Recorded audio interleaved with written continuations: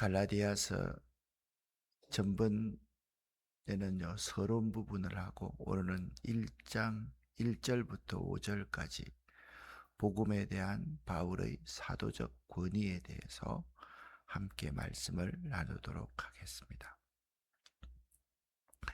지난 시간 나누었던 내용 가운데 갈라디아서를 해석하면서 가장 중요한 부분이 있습니다. 갈라디아서의 역사적인 배경을 잘 알아야만 합니다. AD 50년을 전후한 약 10년간 초기 교회는 교리적인 문제로 큰 위기에 봉착하게 됩니다. 위기의 핵심은 유대교의 울타리를 넘어 이방인에게로 향하는 복음이 정체성을 어떻게 유지할 것인가에 있었습니다. 그러니까 그때까지는 기독교가 유대교의 일파다, 그런 의식을 가지고 있었습니다. 여러분 잘 알고 있지만 유대교는 굉장히 폐쇄적입니다. 그리고 복음이라는 단어도 쓸 수 없고 아주 제한적으로 자기들만 구원을 받는다, 그렇게 생각하고 있는 사람들이었습니다. 이 유대교의 울타리를 주후 50년부터 60년 사이에 극심한 신학적인 혼란 가운데 정리한 사람이 누구냐? 사도 바울이었다. 그 중에 갈라디아서 있다라는 점입니다. 자, 먼저 할례와 율법 준수 문제였는데, 이 시기의 가장 큰 논쟁은 이방인들이 그리스도인이 되기 위해 먼저 유대인이 되어야 하는가 하는 문제였습니다. 이것은 왜 중요하냐? 사도 바울의 교리의 핵심이 뭡니까? 오직 믿음으로 말미암는 구원이었습니다.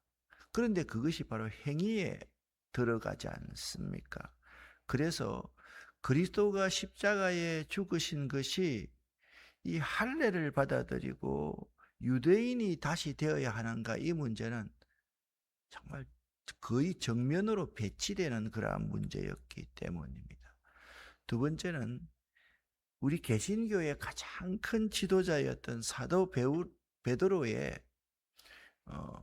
행동 때문이었습니다.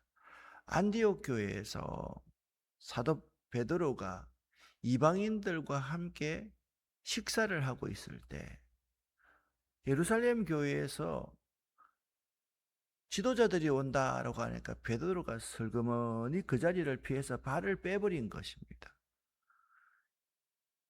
이것은 굉장히 큰 문제였습니다. 봐라, 베드로도 이방인과 식사하는 것에 대해서 저렇게 끄리낌이 있지 않느냐. 그런데 여러분들도 유대교를 지지해야 되지 않느냐, 그런 생각이 팽배하게 퍼져갔던 것입니다. 사도 베드로조차 율법의 눈치를 보면서 복음의 진리를 흐리게 만들자 바울은 이를 공개적으로 책망을 합니다. 이는 복음의 정체성이 실천적 차원에서 무너질 뻔한 큰 위기였던 것입니다. 말씀드렸듯이 초기 기독교는요, 유대교의 한 분파로 인식되곤 하였는데, 여기에서 바울 사도가 베드로를 책망하면서 정리했기 때문에 망정이지, 그렇지 않았으면 정말 큰일 날 뻔했다라는 것입니다. 유대인들이 수천 년간 지켜왔던 아주 중요한 몇 가지 원리가 있지 않습니까? 제사, 음식, 규례, 안식일, 그리고 할례, 이런 것들이었습니다. 여러분, 이것이 버려진다는 것, 그것은 유대교에서 기독교로 넘어온 사람들도 큰 위기였고, 더 큰 것은 유대교를 계속 고집하고 있는 자들에게는 저 이단 같은 기독교가 들어와서 우리를 망친다라고 생각했기 때문입니다. 이방인들이 예수를 믿고 교회 공동체 안으로 대거 유입되면서 두 세력이 이제 싸우게 됐던 겁니다. 예수 믿고 구원도 받아야 되지만, 아니 유대교 전통을 지키는 것이 뭐 나빠?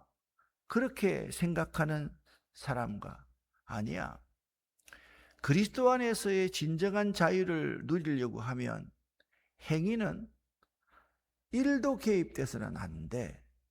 그렇게 주장하는 두 진영 사이에 아주 심각한 갈등이 있었던 것입니다. 이것을 사도 바울이 이 갈라디아서를 통해서 잘 정리할 수 있었던 거죠. 네 번째입니다. 바울이 전하는 복음이요, 유대교적 전통과 충돌하자 유대인들 가운데서 지도자들이 그때부터 바울을 비난하는데, 비난하는 정도가 아니라 바울을 거의 죽이려고 했습니다. 거짓 교사들이 나와서요, 바울의 사도직 자체를 공격하기 시작했던 겁니다.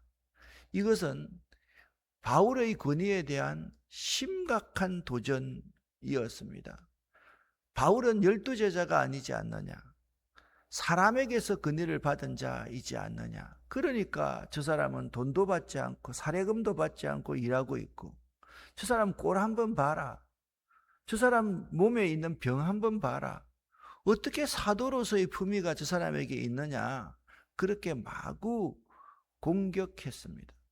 이것은 매우 중요한 문제인데요, 사도적 권위가 흔들리면 그가 전한 복음의 메시지 자체가 부정될 위험에 처했던 것입니다. 그래서 갈라디아서는 이 네 가지 문제를 해결하려는 바울의 긴급한 서신이었다. 첫 번째, 할례와 율법 준수의 문제. 두 번째, 베드로와 바울의 충돌의 문제. 세 번째, 유대교적 전통과 기독교적 자유의 긴장감. 네 번째, 사도적 권위에 대한 도전. 이 10여 년의 혼란은 사도행전 15장에 기록된 예루살렘 공의회를 통해서 일단락이 됩니다. 이 시기의 혼란이 없었다면 아마도 기독교는 오늘날처럼 세계적인 신앙이 되지 못했을 것이다. 그래서 갈라디아서가 이만큼 중요하다라는 사실을 여러분이 알아야만 됩니다. 갈라디아서의 특징은요, 바울 서신 중에 가장 격정적이고 단호한 어조를 띠고 있습니다. 자, 전번에 말씀드릴 때 바울 서신 가운데 가장 직접적인 내용을 많이 언급하고 있는 것이 뭐냐? 고린도후서와 갈라디아서입니다. 그 중에서 가장 격정적으로 직설적인 화법으로 말하고 있는 책이 갈라디아서다. 그렇게 여러분 보시면 됩니다. 그 이유는 제일 마지막 이유입니다. 교회 안에 복음의 본질을 흐리는 다른 복음, 거짓 교사들이 침투해서 바울은 사도가 아니다 라고 말을 했고, 사도가 아니라는 것은 그가 전한 복음 그 자체가 다 가짜다, 가짜로 몰릴 수 있는 상황이었기 때문에 그렇습니다. 여러분, 복음의 가치를 깎아내리는 것, 그것은요 심각한 문제입니다. 말씀드렸지만 오늘날도 이단들이 들어와서 복음의 가치를 깎아내리려고 하면 제일 먼저 교회의 목사를 건드립니다. 목사의 윤리적인 문제, 목사의 인격, 목사에 대한 여러 가지 것들을 건드립니다. 그러면 있잖아요, 그 교회 내에 목사에 대해서 불만이 있을 만한 사람이 있지 않겠습니까? 그리고 특별히 그 교회 내에서 자기를 자꾸 드러내고 싶은 사람이 있습니다. 그런 사람은 자동적으로 그 세력에 다 합류하게 되어 있습니다. 이 사도 바울은요, 갈라디아서를 시작하자마자, 그러니까 서론도 필요 없습니다. 1장 1절부터 5절에 시작하자마자 자기의 사도적인 권위가 어디서부터 왔는지 선포하면서 복음의 정통성을 수호하고자 합니다. 사도적 권위의 첫 번째 기초는 무엇인가? 1장 1절 말씀에서 나옵니다. 함께 읽어보겠습니다. 사람들에게서 난 것도 아니요 사람으로 말미암은 것도 아니요 오직 예수 그리스도와 그를 죽은 자 가운데서 살리신 하나님 아버지로 말미암아 사도된 바울은. 아멘. 자, 설명을 듣고 나니까 서론도 필요 없이 이렇게 강경하게 말하고 있는 이유를 알겠지요. 바울은요, 자신의 사도직이 어떤 인간적인 추천이나 조직의 결정에 의한 것이 아님을 아주 분명히 하면서 이 서신을 시작하고 있습니다. 사람에게서 난 것이 아닌 오직 하나님으로부터 온 권위로 자신이 사도가 되었다, 그렇게 말씀하고 있는 것입니다. 바울의 사도적인 권위는요, 부활하신 예수 그리스도와 하나님 아버지로부터 직접 부여받은 것입니다. 자, 12제자가 아니다. 거기에서 사도 바울은 언제 사도로서 인정을 받았습니까? 다메스커스로 가는 도중에 부활하신 예수를 이렇게 만나게 됩니다. 사울아, 사울아, 네가 어째서 나를 핍박하느냐? 네 신이니까 내가 언제 당신을 핍박했습니까? 나는 네가 핍박하는 예수다. 그렇게 말하면서 바울은 그 부활하신 예수님의 그 밝은 빛 아래 꼬꾸러져서 두 눈을 실명하게 됩니다. 아나니아의 도움으로 눈을 뜨게 돼서 눈에서 비늘 같은 것이 떨어지고 나서 바울이 다시 회생됩니다. 다시 살아납니다. 아라비아 사막에서 3년 동안이나 자기의 지난 날을 보면서 그가 회심하는 놀라운 사건, 예수 그리스도께 붙들리는 사건이지요. 오늘날 우리도 세상의 인정이나 직분이 주는 권위보다 하나님께서 나를 부르셨다는 소명의식에 뿌리를 두어야만 합니다. 이것은 목회자만 그런 것이 아닙니다. 여러분들 한 사람 한 사람 마찬가지입니다. 하나님께서 나를 이 자리에 부르셨다. 이 소명의식에 뿌리를 딱 둔다면 어떤 어려움이 와도 흔들리지 않습니다. 진정한 영적 권위는요, 하나님과의 관계에서 온다. 사람으로부터 말미암은 것이 아니다. 하나님, 나는 부활하신 예수를 직접 만났던 사람이다. 그러면서 자기 스스로의 사도직을 변호하고 있는 모습을 볼 수가 있습니다.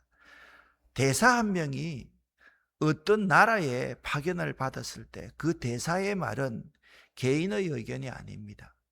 국가의 선언입니다. 대사가 있는 그 대사관은요, 우리나라에 있지만 바로 그 나라의 영토와 똑같습니다. 대사가 대접받는 이유는 그가 잘나서가 아닙니다. 그 뒤에 국가가 있기 때문입니다. 당시 거짓 교사들은 바울을 향해서 당신은 12제자도 아니진 않는가? 예루살렘 교회에서 정식으로 발령받은 것도 아니잖아 라며 비난을 했던 것입니다. 이에 대해서 바울은 분명히 대답합니다. 나는 사람에게 임명장을 받은 적이 없다. 나는 부활하신 주님께 직접 발령장을 받은 하나님 나라의 특사다. 그렇게 말하고 있는 것입니다. 우리 인생의 권위도 세상의 자격증이나 통장 잔고에서 오는 것이 아니라 나를 자저 삼으신 하나님의 부르심에서 와야만 합니다. 여러분과 저는 하나님께서 보내신 특사다. 그 사실을 잊지 마시기를 바랍니다. 그러니까 여러분 가정, 여러분 일터, 그리고 이 교회는요, 세상의 어떤 권세도 침범하지 못합니다. 여러분, 우리나라 경찰이요, 미국 대사관을 함부로 들어갈 수 있습니까? 못 들어갑니다. 마찬가지입니다. 이 세상의 권력이 하나님의 교회에 함부로 들어와서는 안 됩니다. 여러분, 옛날에 민주화 시대에는요, 경찰들이 이 문 안에도 못 들어갔습니다. 명동 성당 들어갔습니까? 영락교회 들어갔습니까? 못 들어갑니다. 그런데 요즘은요, 그냥 자연스럽게 들어와서 질질 끌고 나갑니다. 이건요, 민주화냐 비민주화냐를 떠나가지고 이는 큰 문제입니다. 그래서 우리가 하나님 나라의 특사라는 사실을 잊지 말아야만 합니다. 두 번째 기초가 있습니다. 1장 4절 말씀입니다. 함께 읽겠습니다. 그리스도께서 하나님 곧 우리 아버지의 뜻을 따라 이 악한 세대에서 우리를 건지시려고 우리 죄를 대속하기 위하여 자기 몸을 주셨으니. 아멘. 사도적 권위가 중요한 이유는 뭐냐면 그가 전하는 복음의 내용 때문에 합니다. 그 복음의 내용이 무엇입니까? 대속의 은혜와 하나님의 뜻이다. 이 두 가지 핵심적인 복음의 키워드 때문입니다. 우리를 구원하시려고 그리스도께서 대속물이 되신 것입니다. 그래서 오늘 본문에 우리 죄를 대속하기 위하여 자기 몸을 주셨다라고 말씀하고 있습니다. 이 복음은 단순히 죽어서 천국 가는 티켓이 아니라 현재 우리가 사는 이 악한 세대의 가치관으로부터 우리를 건져내는 능력이다라는 것입니다. 사도의 권위는 자기 자랑을 위한 것이 아니라 오직 이 십자가 복음을 변질 없이 전하기 위해 존재하는 도구적 권위임을 알아야만 합니다. 깊은 바다에 빠져 허우적거리는 사람이 있습니다. 이 사람에게 가장 권위 있는 것은 무엇일까요? 화려한 이론이나 위로의 말일까요? 아닙니다. 위에 헬기에서나 또한 배에서 내려온 구조밧줄일 것입니다. 바울의 사도적 권위를 필사적으로 지키려 했던 이유가 있습니다. 그가 붙들고 있는 밧줄이 유일한 구조를 위한, 구원을 위한 줄이었기 때문입니다. 거짓 교사들은 밧줄만 잡으면 되냐? 안 돼. 수영도 좀 할 줄 알아야 된다. 자격도 갖춰야 된다. 사람들을 혼란케 합니다. 아니, 지금 죽어가는데 수영 잘해야 된다. 자격증 가져야 된다. 이것이 뭐 중요합니까? 죽어가는 사람의 유일한 것은 내려온 밧줄 하나 붙잡는 것, 그리고 구조원의 그 손을 붙잡는 것, 그것밖에 없다라는 사실을 우리가 너무나도 잘 알고 있는 것입니다. 바울은 외칩니다. 아니다. 밧줄 그 자체가 우리를 건지는 것이다. 예수 그리스도의 십자가에서의 대속의 죽음 그 자체가 우리를 죽음에서 건지는 것이다 라고 외치고 있다라는 것입니다. 예수로 말미암는 구원의 복음은 우리를 이 악한 세대의 파도 속에서 건져 올리는 생명선이다, 생명줄이다. 내 노력이 아니라 예수가 던져주시는 밧줄을 믿는 것, 받아들이는 것이 복음이다, 그렇게 말하고 있습니다. 마지막 세 번째 기초입니다. 어떻게 보면 이것이 가장 중요한 기초라고 할 수가 있습니다. 5절 말씀을 보면 이런 말씀이 있습니다. 제가 읽겠습니다. 영광이 그에게 세세토록 있을지어다. 아멘. 사도 바울은요, 모든 영광을 누구에게 돌립니까? 하나님께 돌립니다. 바울의 사도적 권위의 종착지는 자신이 아닙니다. 하나님의 영광이었습니다. 거짓 교사들은 자기 세력을 얻기 위해서 사도적 권위를 주장했지만 참된 사도인 바울은 복음이 전파되어서 하나님이 영광 받으시는 것에만 집중하고 있었던 것입니다. 진짜와 가짜를 구별하는 분명한 기준이 있습니다. 진짜는 이런 것입니다. 하나님의 영광을 위하는 것은 진짜입니다. 가짜는요, 자기를 위하는 것은 가짜입니다. 여러분, 가만히 한번 보십시오. 누구든지 진짠가 가짠가, 자기를 위하느냐 하나님의 영광을 위하느냐 보면 알 수가 있습니다. 자, 쉽게 말해 봅시다. 건강, 자기를 위한 건강을 구하면 그거는 건강해도 소용이 없습니다. 건강을 통해서 하나님께 영광 돌릴 수 있는 사람이 되어야만 합니다. 재물, 돈이 많으면요, 자기를 위해서 삽니다. 그건 가짜 재물입니다. 허황된 것을 쌓는 것입니다. 그 재물을 하나님 앞에 온전히 드리고 주님과 복음과 교회를 위해서 쓸 수 있어야 그것이 온전한 축복인 것입니다. 우리가 잘 알아야 됩니다. 사도적 권위도 마찬가지입니다. 목회자가 정말 좋은 목회자가 어떤 사람입니까? 저는 이렇게 생각합니다. 그 사람이 그 교회를 떠나고 나서 그 교회 교인들이 다음 목회자를 얼마만큼 순종하며 잘 모시느냐, 진짜입니다. 그런데 떠나고 나서도 자기가 막 영향력을 행사하면서 새로 오신 목사님을 괴롭히는 세력의 중심에 뒷배가 되는 사람, 이건 가짜 가운데 아주 악한 가짜입니다. 우리 주변에도 그런 사람들이 많이 있습니다. 새로 오신 목사님이 아픈데 새로 오신 목사님을 내보내려고 하는 사람들도 있습니다. 그 배후에 가짜 두목이 있습니다. 참 안타까운 사실입니다. 사도권이 흔들리면, 그가 전한 복음이 흔들리고 복음이 흔들리면 성도들의 구원이 위협받고 성도들이 구원의 자리에서 떠나게 되는데 말입니다. 가짜들은 그런 데 관심이 없습니다. 진짜는요, 연약한 성도들이 어떻게 생각할까? 연약한 성도들이 떠나지는 않을까? 거기에 관심을 갖습니다. 그러니까 진짜는요, 이걸 좀 더 구체적으로 보면 연약한 성도들을 먼저 생각하느냐, 교회 공동체를 먼저 생각하느냐, 거기에서 진짜와 가짜가 구별된다라는 사실입니다. 오늘날 우리도 수많은 가치관이 혼재된 세상 속에서 살고 있습니다. 우리는 사람의 소리가 아닌 하나님의 말씀 위에 서 있는가?